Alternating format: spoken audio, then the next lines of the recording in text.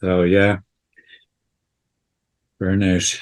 It's certainly a real issue in the client work, isn't it? It's not rare.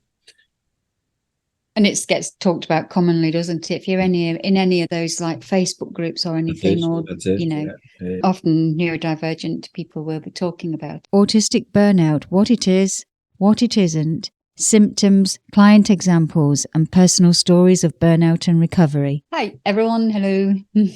Welcome, everyone. Hello. Nice to see you. Thanks, everyone, for coming. And as we said last week, we're going to be talking about autistic burnout. So that was kind of a segue from talking about autistic people's workplace experiences, possibly, though there's a lot more to autistic burnout than that.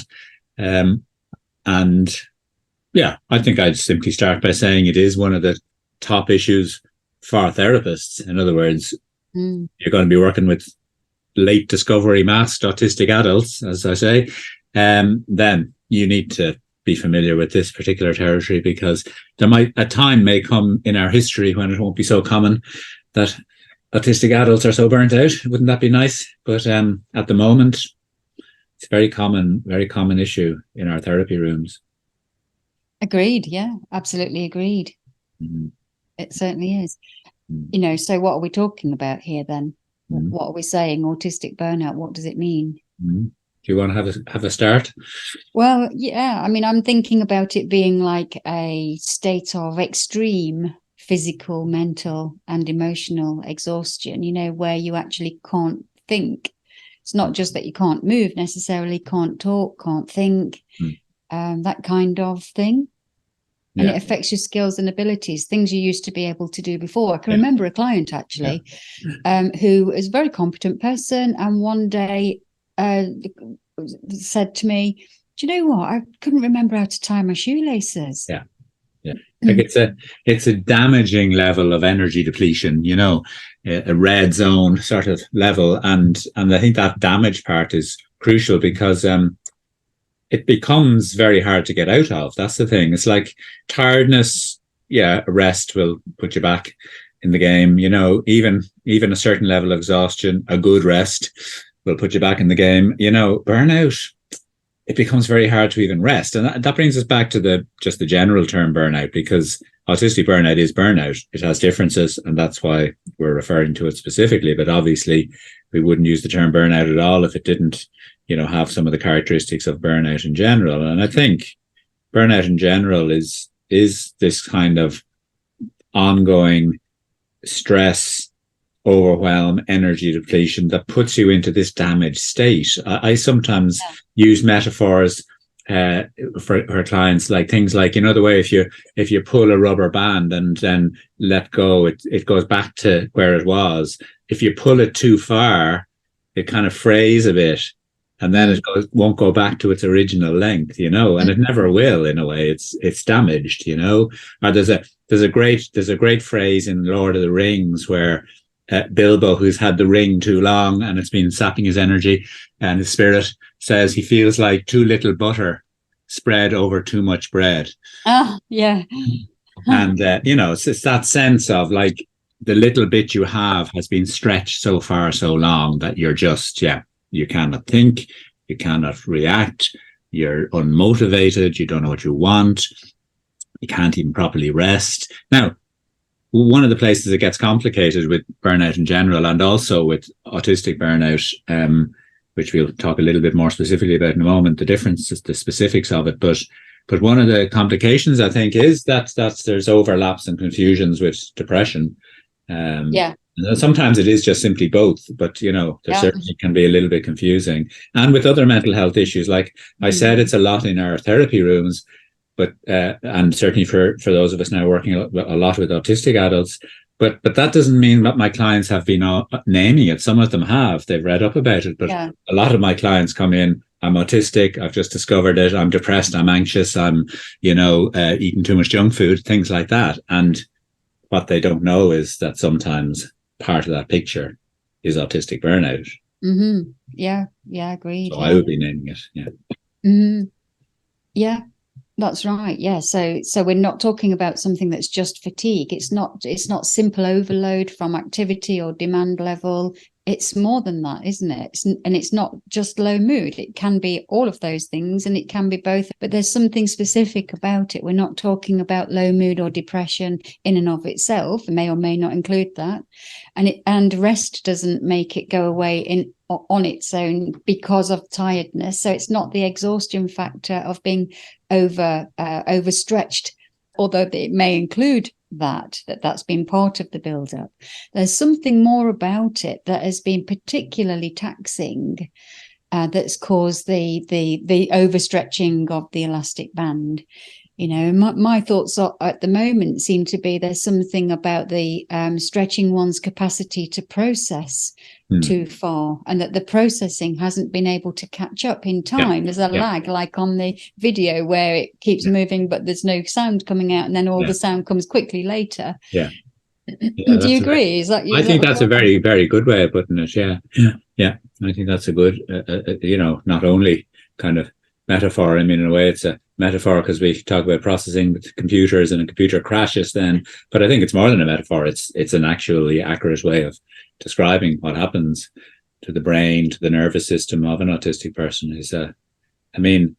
What's emerged, over the last while, I think, is, some neurological evidence as well for the fact that even on an ordinary day, so to speak, autistic people are processing more. We simply take in more. Yeah. We have to interpret more. Yeah, and we interpret more. We actually process more. So it's like even when all's going well, we're just processing more, and that's fine.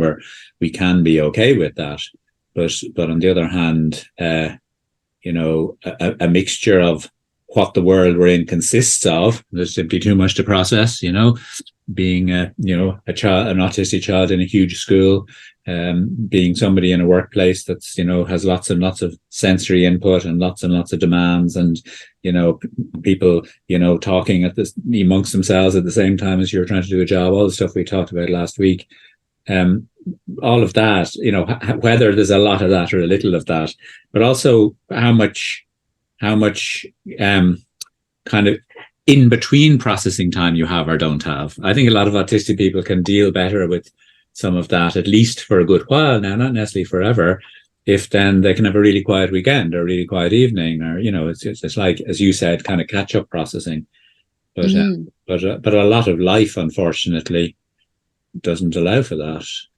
Unless or you just can't gauge in advance how much processing is going to be needed. So you couldn't have planned it in advance to allow yourself to be able to have that space, because you didn't know there was going to be so much more to process than you thought.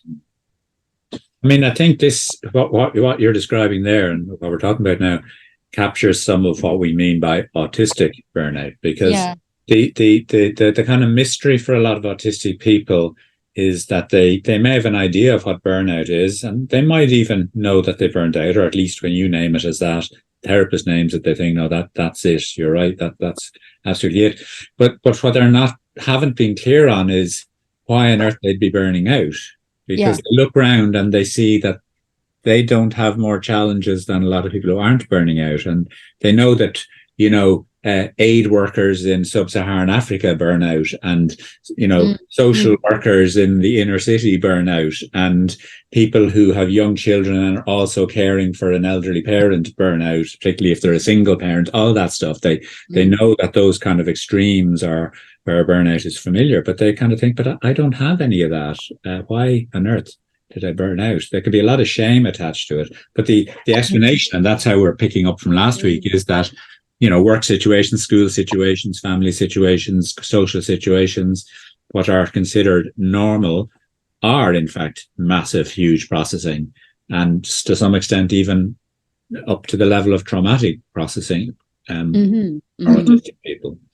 And not even comparing necessarily to other people, but also sometimes it can be confusing, because it's like, well, it's not like I've never had this amount of stuff on my plate before. True. Yeah. So why now? Why is it affecting me so much now? Why has this happened now?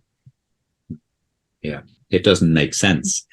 And that brings a lot of shame and sense of failure, and, then can increase the low mood and depression that might go with burnout, and also makes the person feel hopeless, which can increase the depression, because they feel like, well, then if I burn out, doing my life, well then what do I do? Mm-hmm. I mean, it's no harm to maybe pause and just throw in a few of those kind of, if you like, symptoms, and they do sort of, as I say, they can overlap a bit with depression, and indeed can also be depression, like flat mood and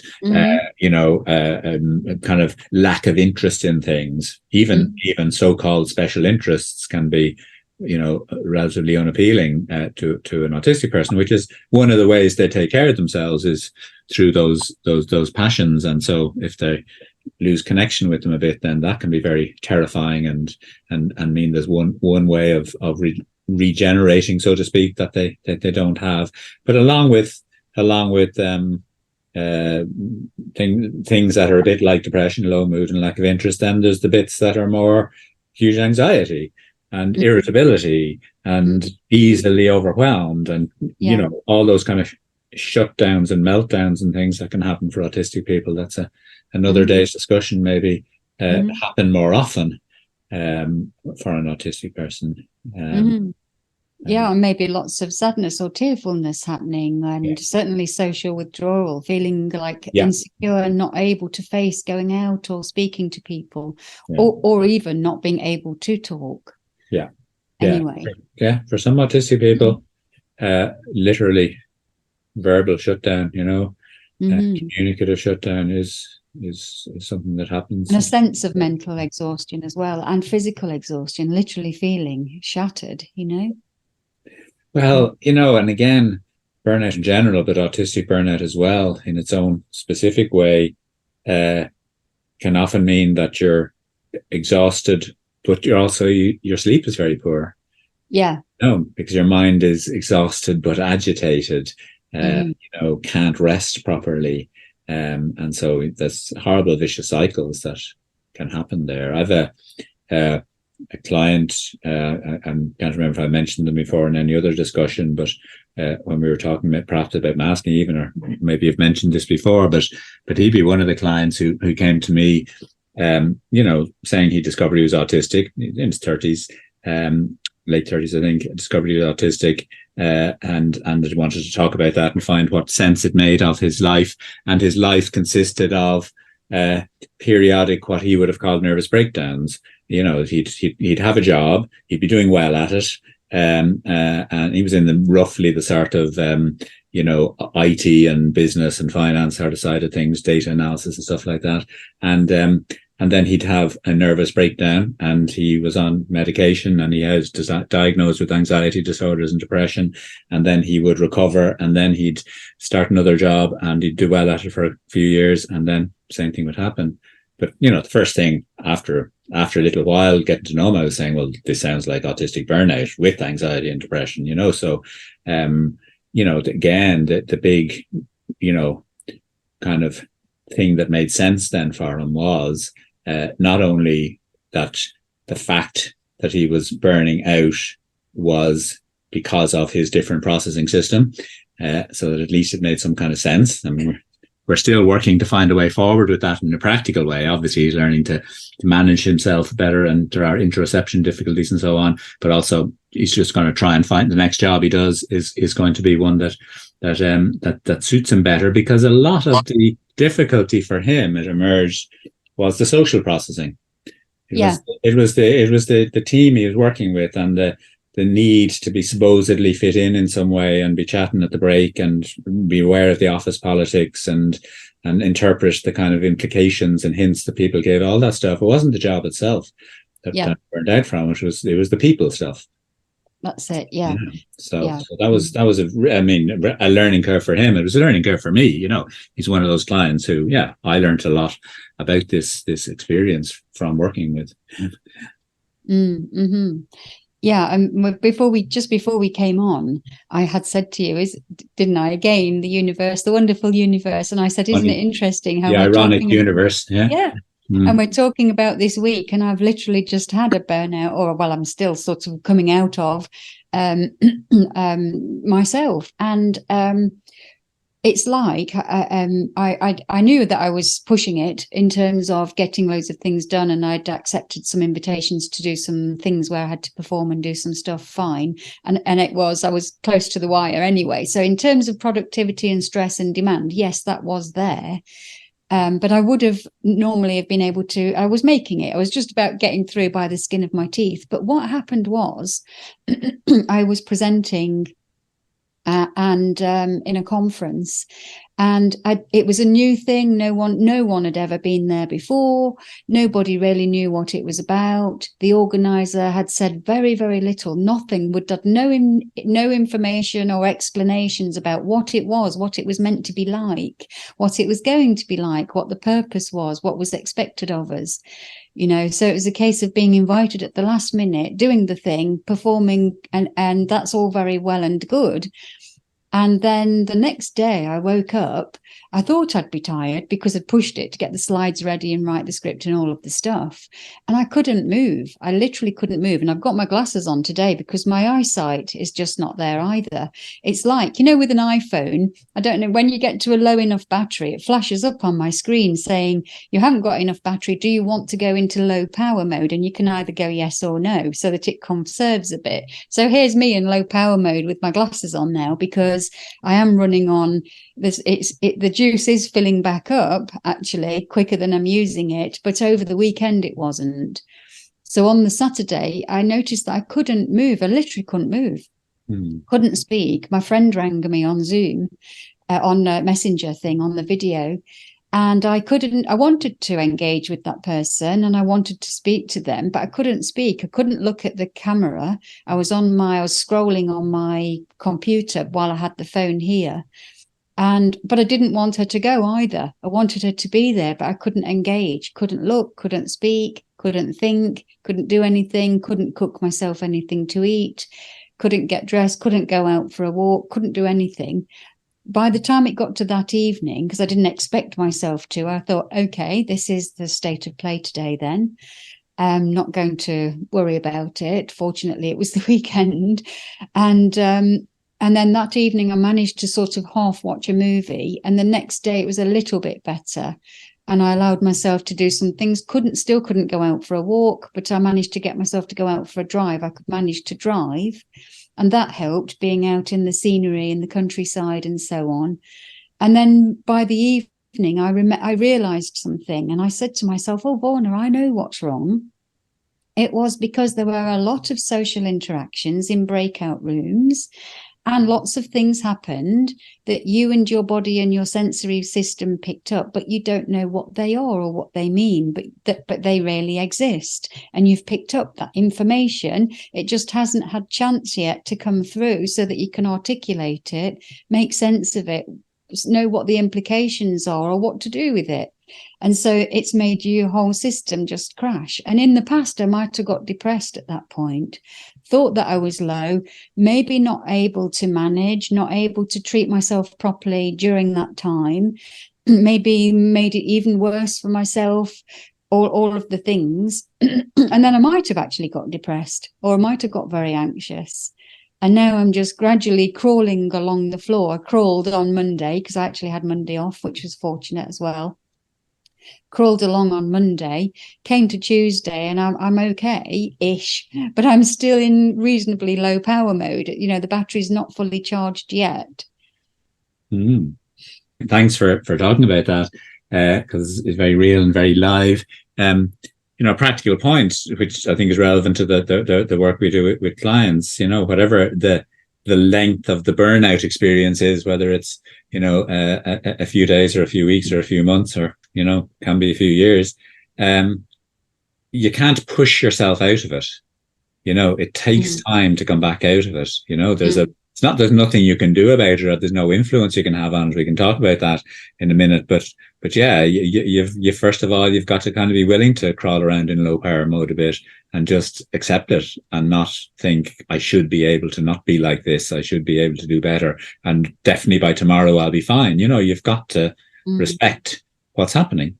I think it's the reality of what's happening. This is what's happening, then going to take a little bit of time to get back out of, or even a long time if the burnout has been there, if it's gone very deep, So that kind of understanding and acceptance is a big piece, isn't it? Like you're saying that it's already making a difference to you, that you know what's happening and that you're not adding layers of shame or self-criticism to it.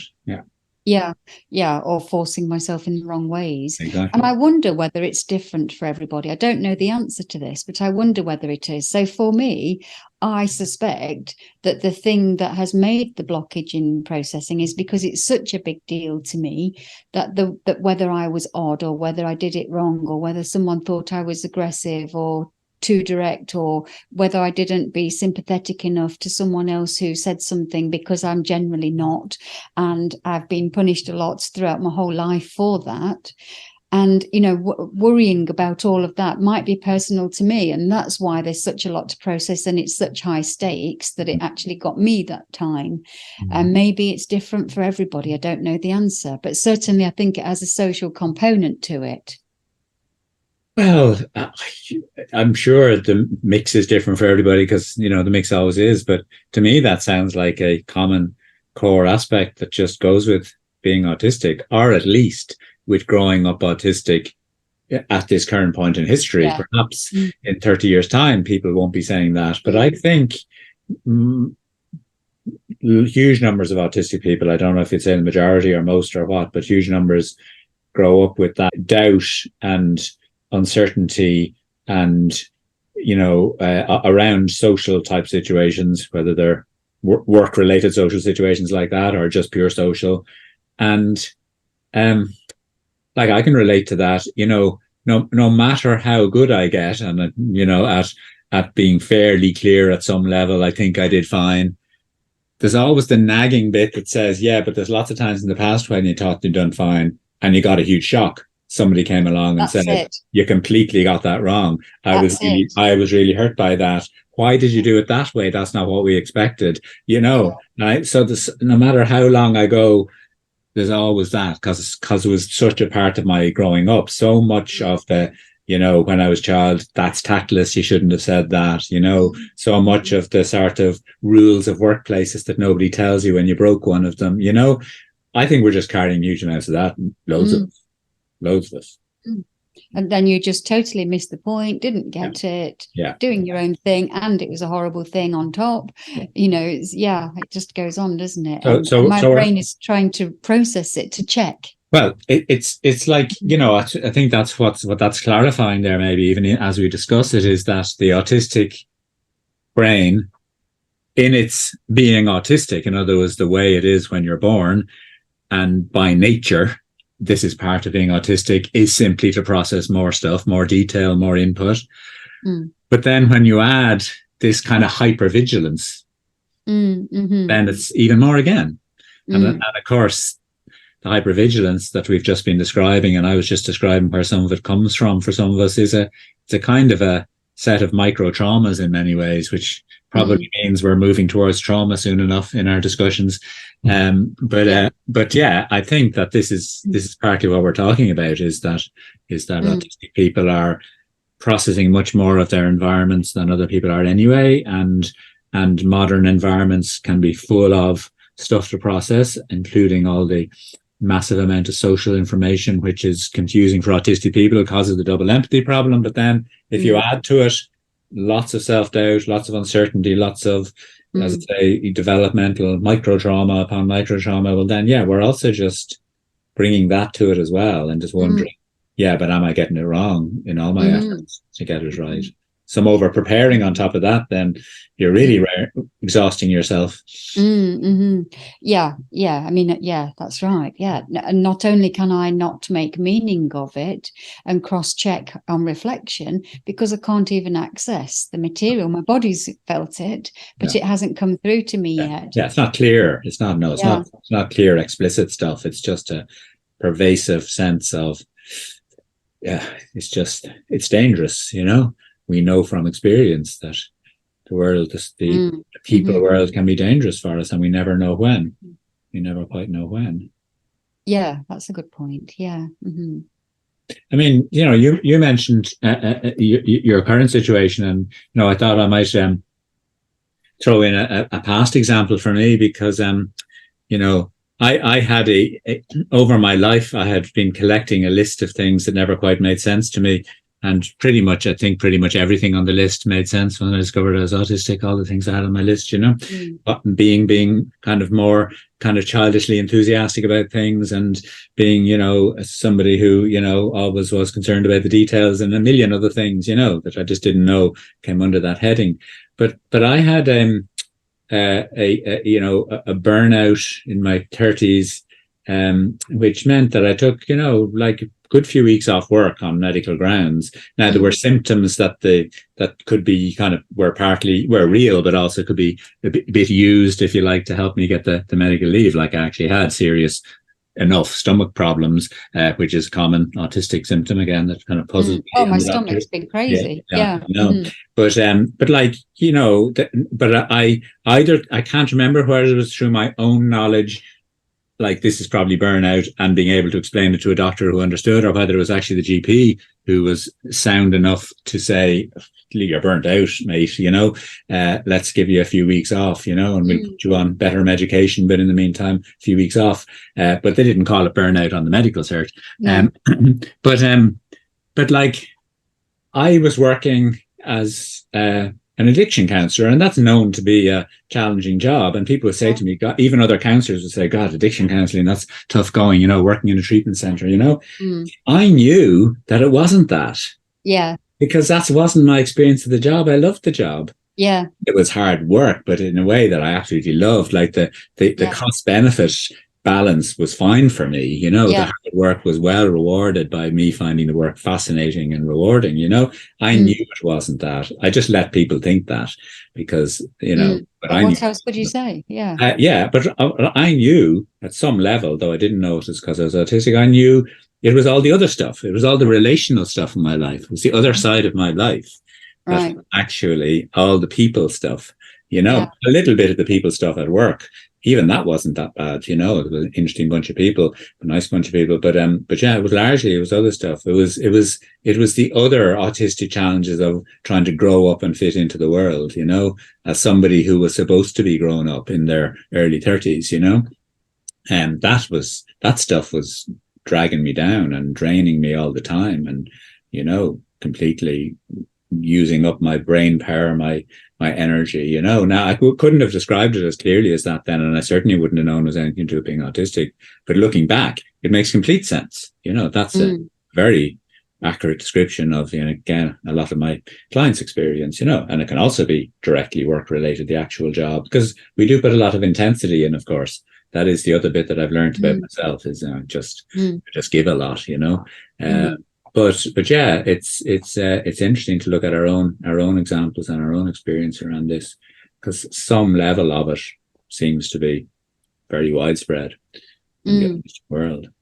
And I'm just seeing time-wise, because I want to talk a bit about how do we help people? But it looks like that's a session in its own right, which I think it might be, is probably no harm, like I thought it might be as well, particularly throwing in a little bit of our own experience and so on. It means that we can just defer to next week that okay, how do we help? How do we not help?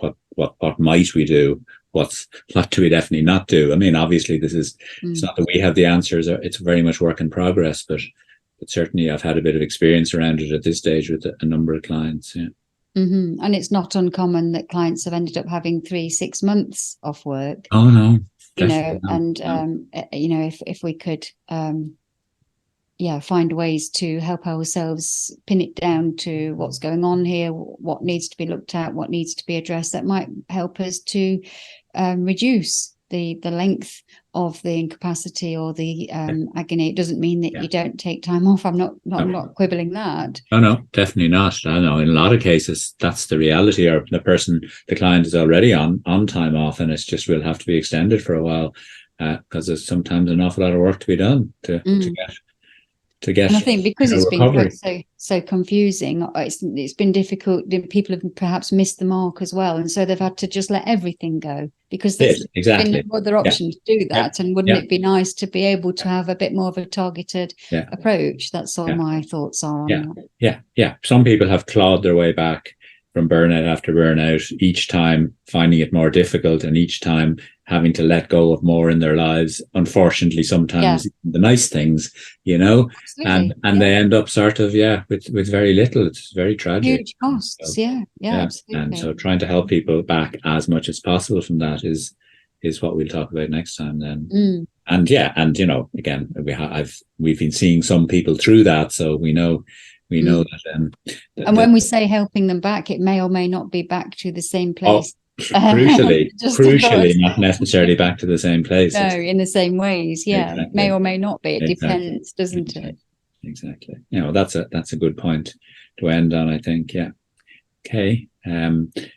Charity just said that she loves the analogy of the flat battery warning. So it's a good one. Yeah, I wish I'd had that flashed up, but then, I know. there you are.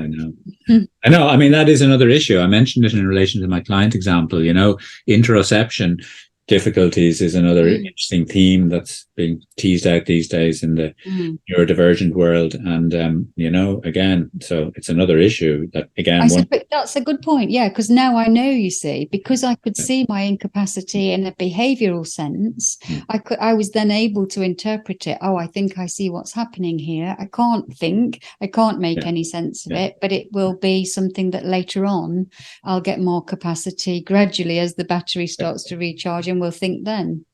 Yeah, so that means that next week we can talk about helping people recover, but also helping them to be able to be less vulnerable to burnout and watch out for signs and be able to take action sooner and things like that. But where you can, when you can, but and also when you can notice, because obviously, as I said, things like interoception can be a difficulty. Noticing you're tired, noticing you're exhausted, noticing that you need rest. So we'll come back to all of that. Okay. Great. All right. Grand. Well, we won't drain your batteries any further today. We'll leave you there. Great. All right. Take care then. Yeah, you too. See you next week. Thank you. Bye.